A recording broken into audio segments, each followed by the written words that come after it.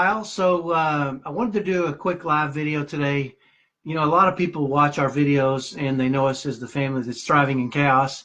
And we share stories and events about how we do that and let you see the happiness in our home. But some of you don't really know our backstory. And I kind of wanted to share that with you guys today to kind of tell you where we came from. You know, when I was growing up, I grew up with three brothers and one sister in an area of Dallas called Oak Cliff, kind of a rougher area. And to say that stress was in our home was an understatement. There was some I'm not going to go into too much detail, but there was a lot of things that went on in our home as I was growing up, from money problems to health problems to so many kids that caused a tremendous amount of stress in our home. And so as I grew up and as I got to become a young adult, I really started thinking about that and kind of watching the damage that was happening because of all the stress in our home.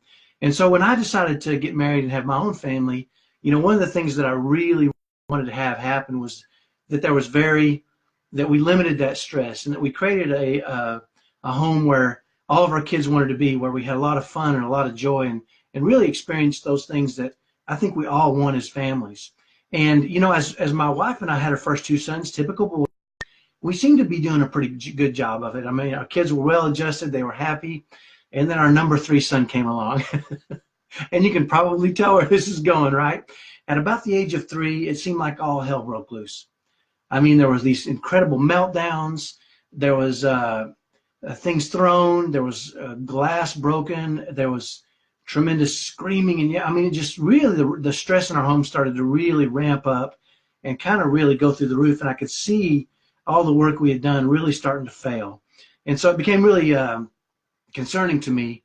And it wasn't until I had him in a pre-kindergarten to kind of have some people look at him that somebody finally said the word autism to me. And at that time, this has been, 15 years ago now, we didn't really know what autism was. I mean, back then, nobody really did, right?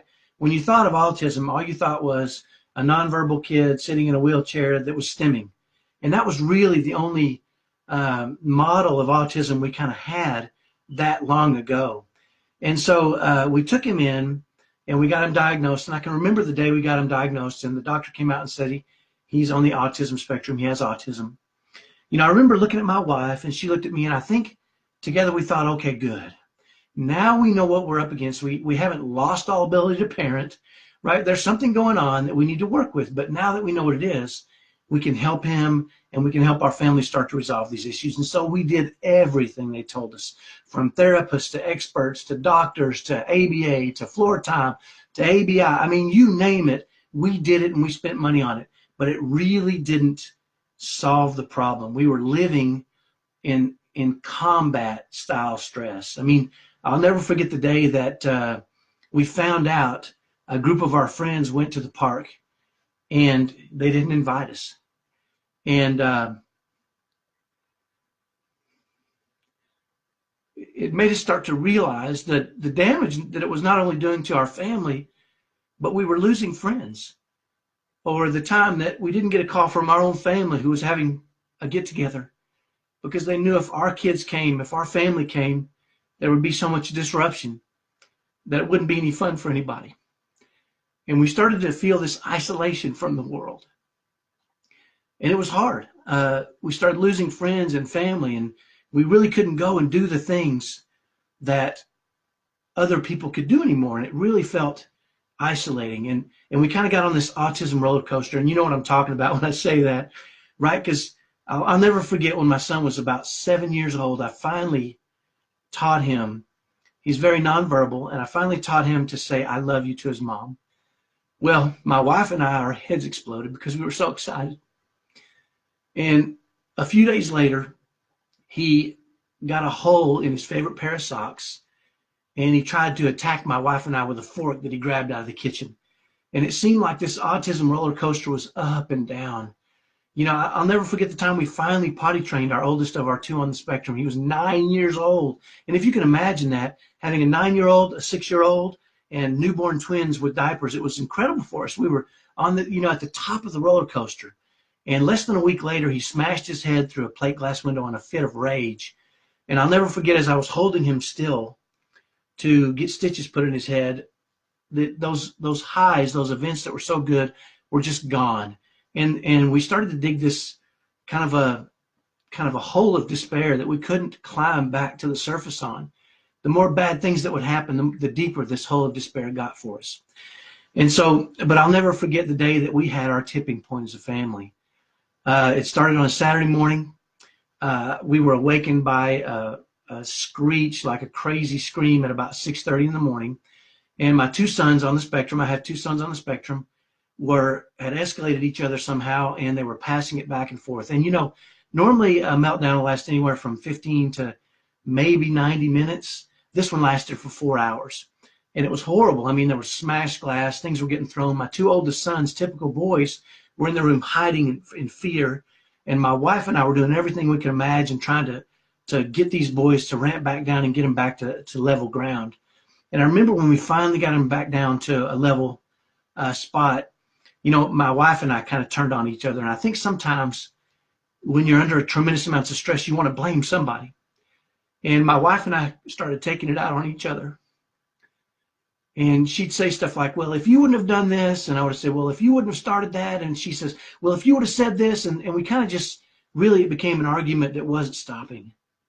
And it was a really bad argument. And I can remember thinking, I've got to get away from this. And I walked out front with my keys in my pocket, and I saw my car, and I considered at that moment leaving and never coming back. Because I just thought, I can't live like this anymore. This is not what I signed up for.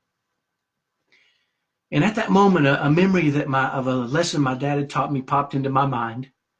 My dad was an expert at linking events in my life to very important lessons. And it happened when I was about 11 or 12, baseball. And we needed one more out, and we would win the game. And somebody hit the ball to me, and I made an error, and the next few guys got on base, and we lost. And after the game, I was just distraught. I mean, I guess as distraught as an 11 or 12-year-old could be. And I walked up to my dad and I said, I wish they hadn't hit me the ball. Then maybe we could have won. And my dad said to me, I'll never forget this. He said, you know what? That's not the way we do things. You don't want to pass the success or failure of your life to someone else. You want to be the reason for your success. You want to be the guy that every ball, every game is hit to. And you work hard to put yourself in that position. We don't give up when things get hard. We dig in and we fight for what we believe in. And I knew that that's what I needed to do, but I didn't know what else to do. I mean, we'd tried everything. We'd spent all our money. We were going broke trying to give these kids therapies and trainings and all these things. And so I did something else my dad had taught me, and I went over under a big pecan tree in the front yard, and I just knelt in prayer, and I just poured my heart out, asking for help. And I'll never forget, during that moment of my life, I felt like, a higher power reached out to me and said, it's you. The problem is not your wife or your kids on the spectrum or your typical kids, it's you. Fix it. And I thought, wow, that's just, you must not know what I'm living with right now. You must not know autism. And then I remembered who I was communicating with. And I thought, well, you know what? Maybe this is good, right? Because I can't control other people. I can't control my kids on the spectrum or my typical kids or my wife, but I can control me. I can control my thoughts, my actions, my reactions. And maybe this is good. Maybe I am the problem. Well, I went back into my wife, and I think she saw me under that tree because her countenance had changed a little bit.